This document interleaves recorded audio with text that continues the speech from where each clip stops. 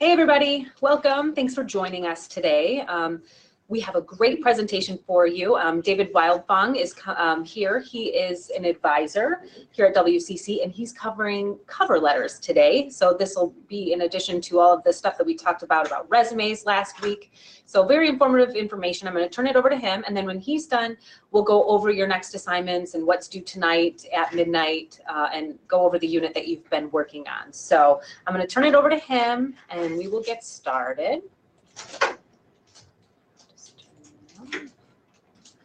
And your chat box is open, so you should be good. Perfect. Thank you. Well, good afternoon, everyone. Again, my name is Dave. I am a career advisor here at Washtenaw Community College, working out of our career services. I believe you have met one of my colleagues, Amanda Deacon, and she covered, I believe, resumes. Is that correct? Yes. So what we do, again, in career services, we help people find employment. We do this in a lot of different ways, and as Amanda has discussed with you already, one of the key things that you're going to need in terms of looking for work is a resume, plus more and more employers are requiring a cover letter to accompany that resume to be part of the application packet. So just a quick question as we have up on the screen right now. Why do you all think that cover letters are important? So if you want to, in the chat box, just give us a quick little answer as to why you think cover letters are so important to employers.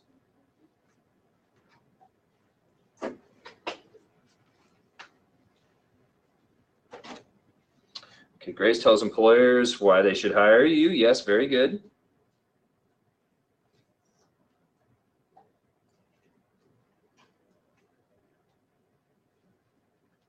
Anyone else? No? Okay, well, we want to move on. So yeah, cover letters are incredibly important. As I mentioned, most employers during the hiring process do require it as part of the application process to go along with your resume. So that's why we want to make sure that you understand what a cover letter is, what information you want to provide on the cover letter, so it has a significant impact with an employer. It's just as important as a resume, and I don't think a lot of job seekers realize that. So that's why I want to have this little conversation today, talk to you a little bit about the different parts of a cover letter, and then what information to include in each of those cover letters. So as Grace had mentioned, a cover letter is basically a document that introduces you to an employer. It's not just your resume kind of reformatted into a letter format. It's a little different. It does provide some information about why you think you're particularly a good candidate for the position that you're applying for. It is another way that employers use to vet or screen applicants.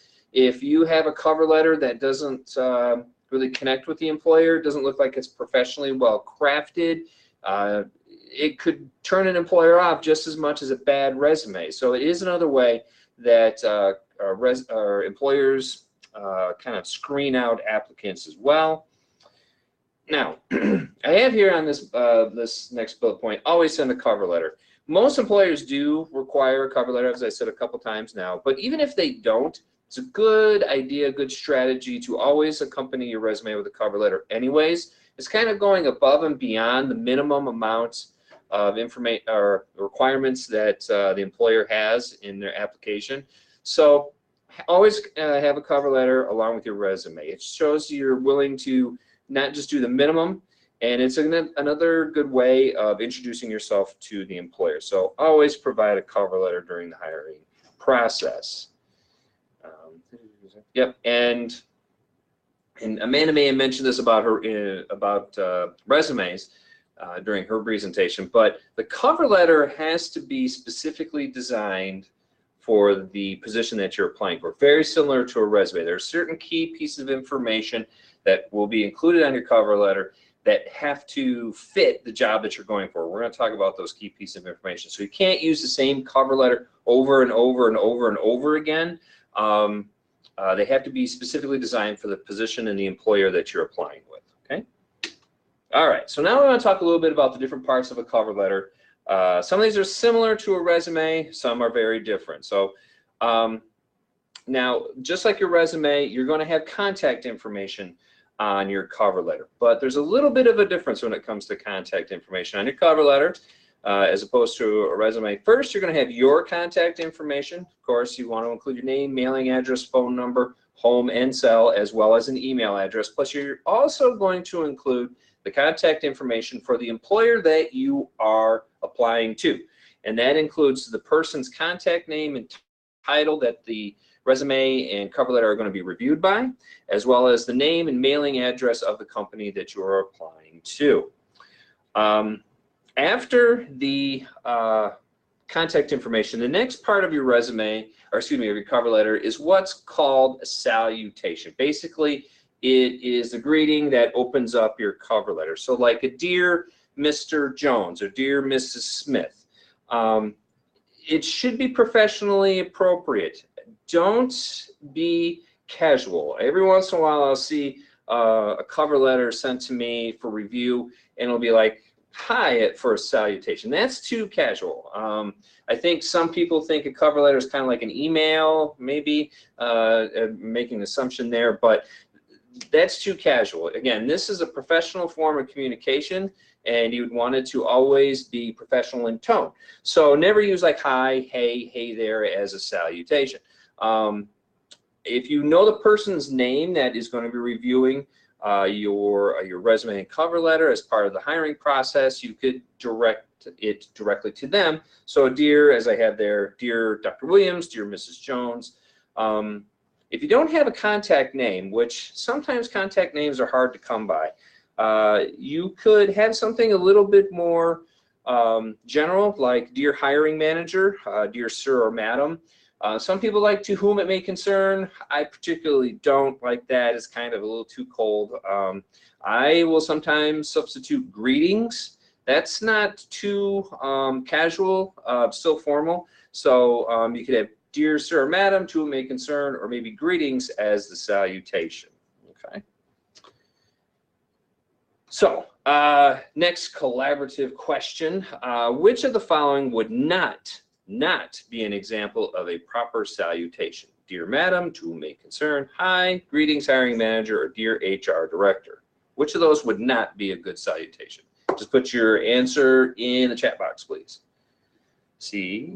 Okay, Grace said C.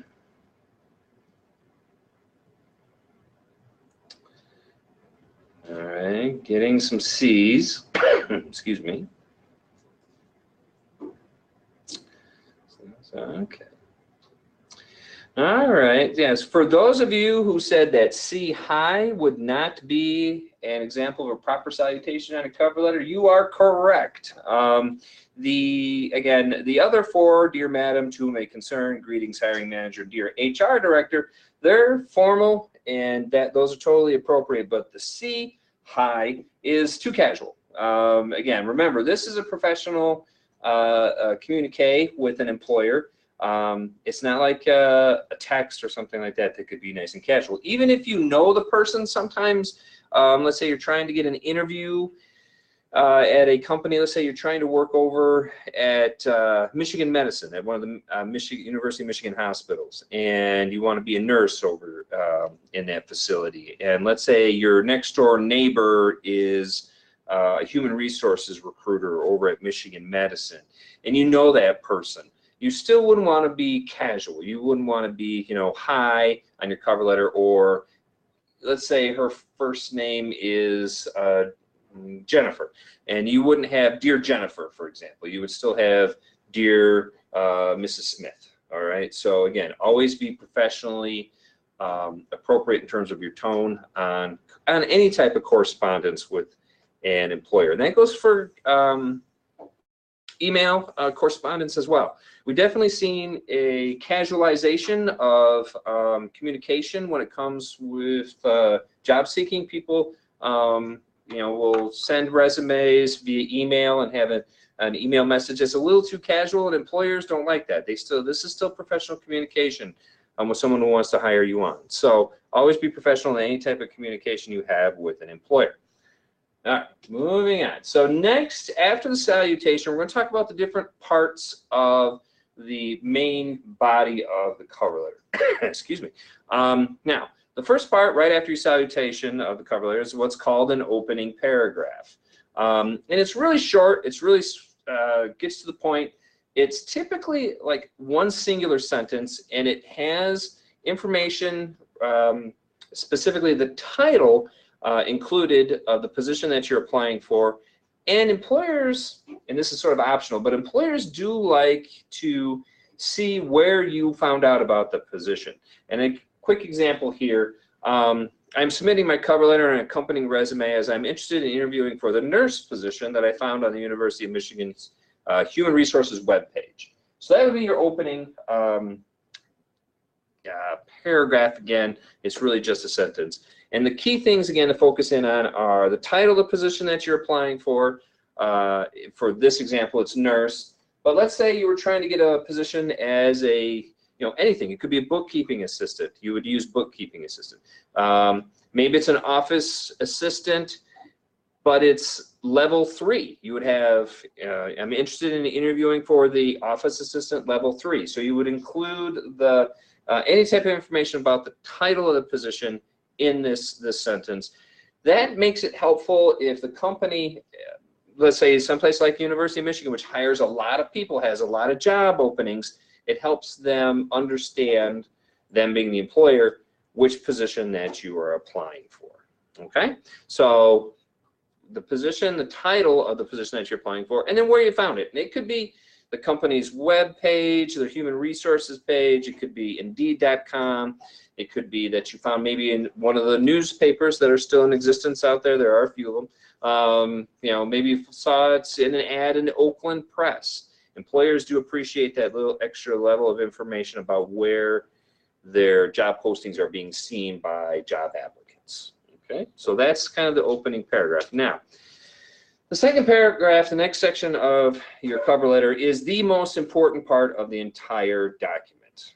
Okay, this is something that you really need to spend some time on working, as I have there on that first bullet. This section of your cover letter tells the employer why you believe you are the perfect candidate for the job that you're applying for. Okay, it tells them what you have to offer the employer. And it's going to include a lot of information from your resume. Okay, so it's going to talk in this paragraph, which is typically 7 to 10 sentences long, is going to have information about your educational background. That you're attending Washtenaw Community College, pursuing an associate's degree in blah blah blah, nursing or culinary arts, whatever it might be. Talk a little bit about your employment that is related. So if you're trying, again, with our example, trying to get a position in healthcare, you talk a little bit about that you have experience in the healthcare field as far as employment is concerned. Maybe talk a little bit about some of the skills that you possess that, again, are relevant to the employer and the position that you're applying for, okay? Any particular accomplishments? Maybe you previously worked at some place, let's say Glacier Hills retirement community, and you were employee of the month 12 months out of the year, something of that nature. Anything that you're particularly proud of in terms of educational, maybe you were on the dean's list every semester that you went to Washtenaw Community College. It could be an educational accomplishment, it could be a workplace accomplishment. Anything that you're particularly proud of, you can put in this section as well. Now, this last bullet here, speaking to your passion about working in the chosen industry. What I mean by that, this is something that isn't really spoken to on your resume. Resumes are basically cold hard facts when it comes right down to it. It's data about you, where you've worked, where you went to school. In the cover letter, though, you can talk a little bit about why you want to work in this particular industry. Again, going back to the example that we've been using of being a nurse. So you want to work in healthcare. Why do you want to work in healthcare? Well, maybe you had your own previous health concerns in the past as a child growing up, and you want to give back to the industry that you got so much help for as a youth. Maybe you took care of a grandparent or a parent or a spouse or partner that had some healthcare issues, and that really opened up your eyes to maybe working in that particular industry. Maybe you just want to help people live healthier, fully functioning lives. So you can talk about why you're passionate or what's your drive in working in this particular industry in this second section of your resume, the second paragraph, or excuse me, cover letter. I keep going back and forth, I apologize. But this is okay to include this information on a cover letter, not so much on a resume. Okay, so that's why this might be a nice thing to include, just a sentence or two of why you're passionate of working in this particular industry or working in this particular position that you're applying for. All right, so I won't read all this. As you can see, this is fairly lengthy, as the second paragraph typically is. It's going to be the biggest piece of your entire cover letter. Again, 5 to 10 sentences long, and it covers a lot of information very quickly, pulled from your resume. Again, this section is devoted to the idea of why are you the perfect candidate for them. And so this is an area of the cover letter you need to spend a little time crafting, working on polishing it up, because this is really what's going to wow the employer over. I'll be honest, I know a lot of employers who say, the cover letter doesn't really grab me. Sometimes they won't even look at their resume. And so I think too much of an emphasis is always put on just the resume and not the cover letter, but the cover letter is just as important as the resume. It needs to have the appropriate amount of time devoted to crafting a professionally designed cover letter just as much as your resume, because again, there are some employers out there, if your cover letter doesn't win them over, they may pass on you and not even ever look at your resume. And you could be the perfect candidate for them, but again, if your documents you're supplying them, resumes, cover letters, whatever it might be, isn't really winning them over, you're not going to get an interview. I always use kind of the corny analogy that resumes and cover letters are commercials, and the product that it's selling is you. It's selling your experience, your education, your skill sets, volunteerism, military experience, all kinds of different things that the resume and the cover letters are basically selling to the employer. So basically it's a marketing tool. It's a commercial about you. We've all seen commercials on television that are good. We've seen commercials that are bad. And even if we're in the market to purchase that particular product, if the commercial doesn't sell us on it, we're not even going to bother. Same goes for your resume and cover letter. If they're in the market to hire you, if your resume and cover letter doesn't connect with them, they're just going to move on to someone else, even though you are exactly what they're looking for. That resume and cover letter really has to connect with them. So that's why just as much emphasis has to be placed on putting together a good cover letter as much as a resume. Okay, so next slide. So we've got the opening paragraph, we got that second middle paragraph, and now we got the closer, the closing paragraph. And this can be fairly standard, this cover letter from employer to employer, but basically, again, it's summarizing in this this final paragraph here why you, again, think you're a great fit for the organization. You may want to even come up, as I have on the second bullet there, with a nice winning closing phrase. I am very excited to learn more about this opportunity and share how I will be a great fit for your company.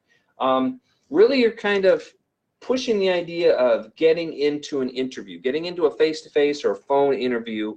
That's really what you want to leave them feeling, that this person is really energized to come and get an interview at least. So you're kind of pushing to get in front of them, or at least talk to them on a phone interview. That's really what this resume and cover letter are designed to do. Now, the third bullet that I have there, even though we do our best to reduce the amount of redundant information on resumes and cover letters, it is always a good idea to restate your contact information, phone number and email. Even though it's at the top of the document, restate it again. You can reach me at my home phone, my cell phone, or my email address, and then have them all listed there. If there's a particular time, if it's better to reach them, or if it's better for them to reach you after 5 p.m. on a cell phone or home line, you can include that information there also, all right? I will say this, a quick little PSA. I don't know if Amanda brought this up in her discussions with you. When it comes to phone numbers, especially cell phones, always make sure that your mailbox is set up, your voicemail box is not full, and making sure, again, that you have a professionally appropriate message, nothing funny or that plays loud music, that the employer is going to hear. I talk with a lot of recruiters, a lot of employers that say, if we reach out to you and your voicemail box is full or it's not set up or there's some, very inappropriate voicemail message, they may not call you back, all right? And so those kinds of things are important. It may not even be something you ever thought about before. Calling job seekers myself, if the voicemail box is full or the voicemail isn't set up, it's very frustrating. And I'll follow up, I'll reach out again and to make contacts, but a lot of employers won't do that. So again, just a little quick plug there to make sure that you have that info or your voicemail box set up and it's not full and it's professionally appropriate. Now, it's always nice to have like another closing line, something like, thank you for your time and consideration. Hope to be hearing from you soon. Those are fairly standard to include in that final paragraph of your cover letter as well. Signature line. So signature line, what we mean by that is you can use sincerely, you can use cordially or respectfully. You can use others if you want, but those are the standard 3 kind of signature line closers that you can use: respectfully, sincerely, or cordially. It's up to you. I use cordially a lot in my communications, but that's just my choice. And then you want to have your first and last name, okay? So if you have a hard copy that you're taking like to a job fair, for example, of your cover letter, or that you're taking in person to an employer that you're dropping off, you can always do what we call wet signatures, so actually sign in pen your actual signature on the cover letter if it's a hard copy. If it's not, if it's an electronic copy only, that's okay not to have a signature. Some people will actually scan their signature in. You can do that as well. Excuse me, I'm losing my voice. But if it's a hard copy that you're actually physically giving to an employer, it's always a good idea just to professionally sign in black or blue ink your name on the signature line. Okay, just another little tip there. All right. So again, this is an example of, again, I won't read through the whole thing, of a good closing paragraph that you can take a look at.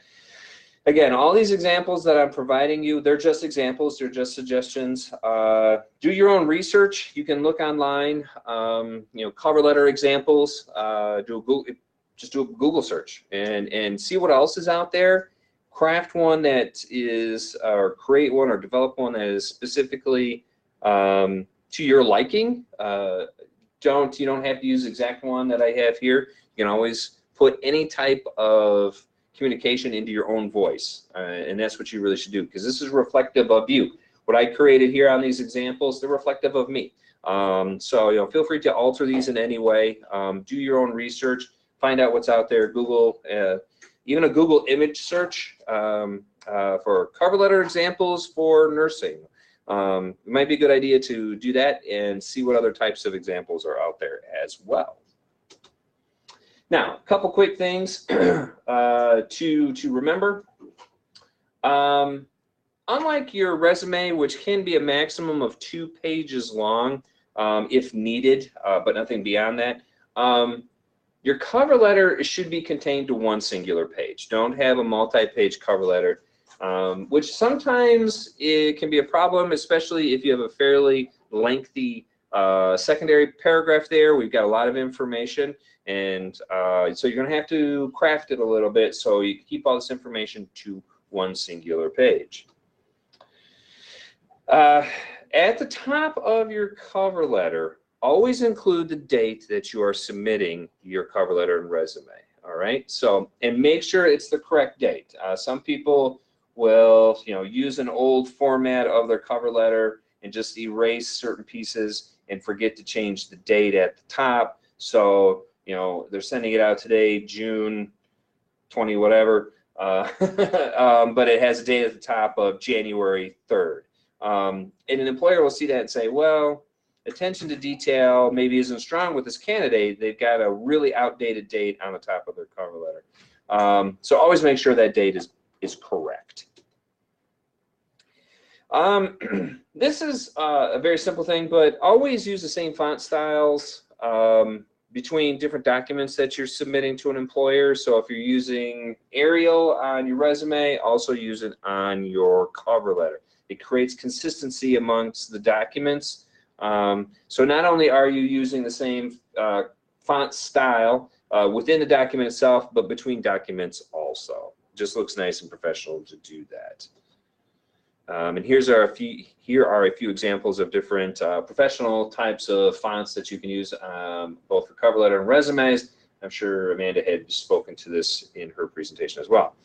Now, just like your resume, always have someone review your cover letter before you submit it to an employer.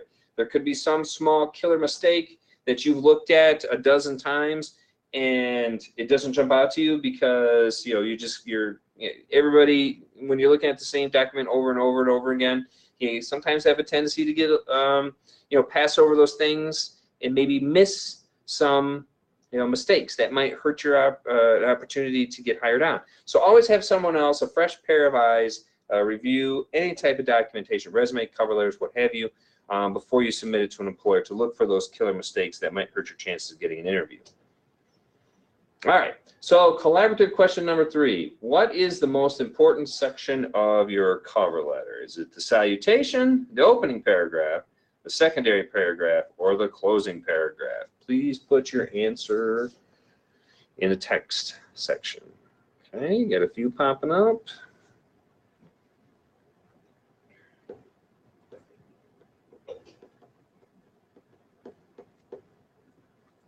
Anybody else? There we go. Okay. So many of you had said that C, the second paragraph, is the most important section of your cover letter, and you are correct. Again, that is the part of the document that really showcases to the employer why you believe you're the most qualified candidate out there for the position that you're applying for. And that's really where a lot of your focus is going to be when creating this document. Okay, very good. So collaborative question number 4. How many cover letters do you think you should have if you are interested in 2 different careers? So if you want to put your answer in the chat box again, please. All right, Grace said 2 to 4.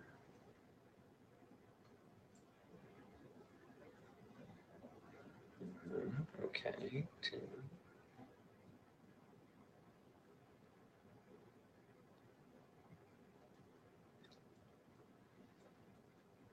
All right, got a few more popping up. So most of you said like 2 to 4, and that's correct.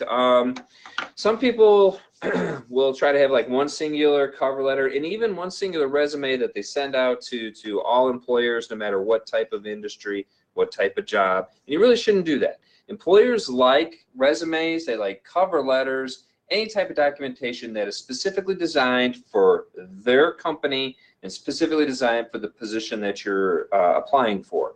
Having a kitchen sink cover letter or a kitchen sink resume that tries to be appealing to everybody, you might be able to be successful, but really that kind of generalization is what employers don't like. They like specifics. They like to see that you're applying for a nursing position. Your resume and cover letter should reflect that. So if you're interested in maybe working in healthcare and maybe you also have a background in childcare, so you have two different career tracks that you're interested in, you should have resumes and cover letters that are focused, one on healthcare and one on childcare. All right, so, or whatever it is you might be looking for work within. So multiple resumes, multiple cover letters are a good way to go. Collaborative question number 5.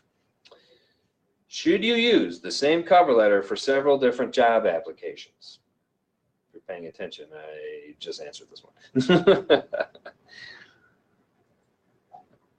No, yes, that is correct. No, you should not. I jumped the gun a little bit there, but yes, you should use different cover letters, different resumes, you know, for every position out there. The kitchen sink mentality, employers do not like that. They don't like a general kind of shotgun-esque type of cover letter or resume that tries to cover everything. Employers don't like that. Again, they like more specific types of documents that are designed or crafted specifically for the position that you as a candidate are applying to.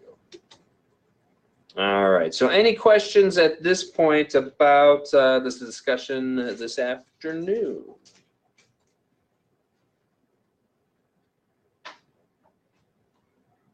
Any questions at all?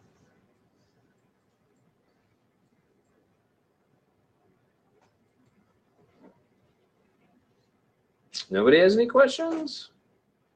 No questions. Thank you, Chelsea. No questions. Thank you.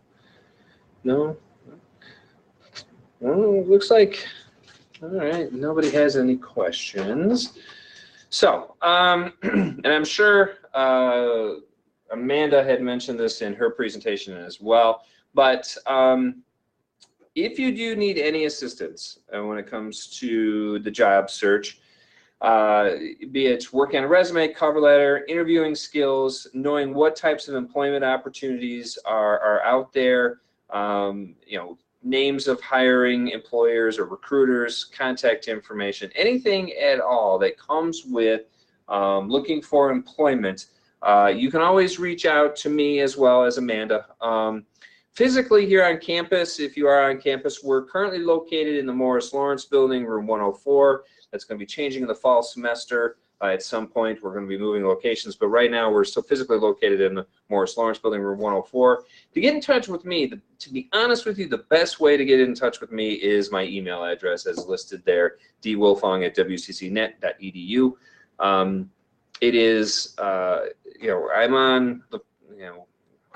on email all the time, too much probably, to be honest with you. But I do review emails in the evenings and over the weekends. I do my best to return student emails within 24 hours that they're sent to me. Phone calls and voicemails, because I'm in sessions with students all day and doing presentations like this, sometimes it takes me a little bit longer to return phone calls. So really, to be honest, if you do need some assistance, would like to set up an appointment with myself, or have a resume or cover letter you would like me to review, please feel free to reach out to me. Again, email being the best way to get a hold of me. So otherwise, with that, my part of the presentation is over. I appreciate you listening in. Hopefully it was some good information that I gave you today. If you do have any questions, though, please feel free to reach out to me. I'm here to help. All right, thank you. All right. Okay. Thank you so much. All right. Thank you so much. The best to yourself. Yeah, well, thanks, you too. And let us know about those fall days. Sure will. All right, cool. Thank you. Take care. All right. Thank you, Dave. We appreciate that. Lots of great information about cover letters there. So let's see. What else is there to go over? Tonight by 11:59 p.m., you'll have to create the cover letter assignment if you haven't done that already. That's due. As a reminder, there will be no synchronous meeting next week because of 4th of July, lands on Wednesday. So everyone will be completing the alternate assignment, and I'm going to put that online today as soon as we finish up so that you have information about interviewing, which will then help you along with your final assignments that have to do with the interview. So are there any questions about what is due or what's coming up in the next unit? You can type it in the chat box if need be.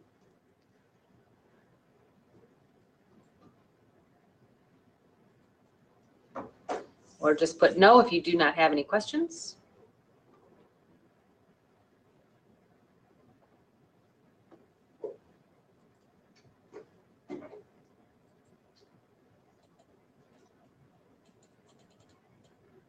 Anyone else?